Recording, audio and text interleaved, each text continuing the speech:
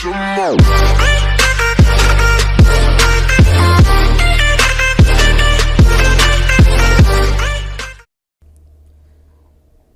আমরা দেখব কিভাবে টার্মিনালের মাধ্যমে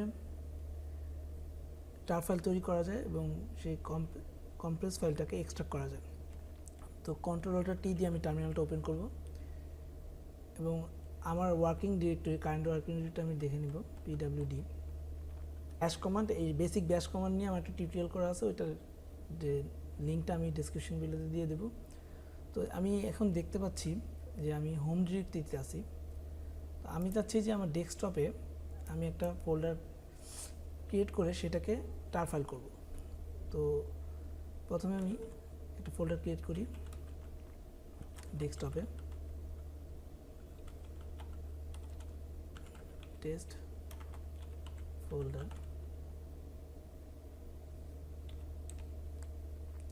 টেস্ট ফোল্ডার নামে একটি ডিরেক্টরি তৈরি হয়ে গেছে।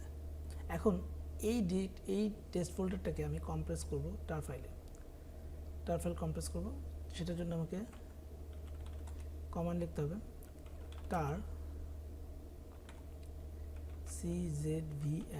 তো এটা দেওয়ার পরে আমাকে যেটা করতে হবে যে আমার যেই ডেস্টিনেশনটা সেটা আগে দিতে হবে, মানে আমি কোথায় করতে চাচ্ছি কম্প্রেসটা। আমি কম্প্রেসটা করতে চাচ্ছি ডেস্কটপে, তো আমি ডেস্কটপ ডিরেক্টরিটা দিব এবং কি নামে করতে চাচ্ছি, আমি কম্প্রেস নামে করতে চাচ্ছি এবং .tar এবং gz, .tar.gz এটা দিতেই হবে। কম্প্রেসটা হচ্ছে তার ফাইল নেম, যেটা আমি কম্প্রেস করব সেই নতুন কম্প্রেসের নেম, এবং tar.gz এটা তারপর এক্সটেনশন। এখন এই ডেস্টিনেশন ডেস্কটপে হবে, কিন্তু আমি সোর্স কাকে করব সেই জন্য আমাকে যে করতে হবে টেস্ট ফোল্ডার। এখানে ডেস্কটপে টেস্ট ফোল্ডার, আমি এটাকে করতে চাচ্ছি। এটা কোথায় আছে? ডেস্কটপে। তো সেই জন্য আমাকে ডেস্কটপ ডিরেক্টরিতে যেতে হবে এবং সেই ফোল্ডারটার নেমটা লিখতে হবে। এই হলো আমার সোর্স অ্যাড্রেস, আর এটা হচ্ছে আমার ডেস্টিনেশন। এখন আমি কিবোর্ডের এন্টার প্রেস করব এবং আমি দেখতে পাচ্ছি কম্প্রেস টার যেটা আমি তৈরি করেছি এখানে, সেটা তৈরি হয়ে গেছে সাকসেসফুলি। এখন এই টেস্ট ফোল্ডারটা আমি ডিলিট করে দিব।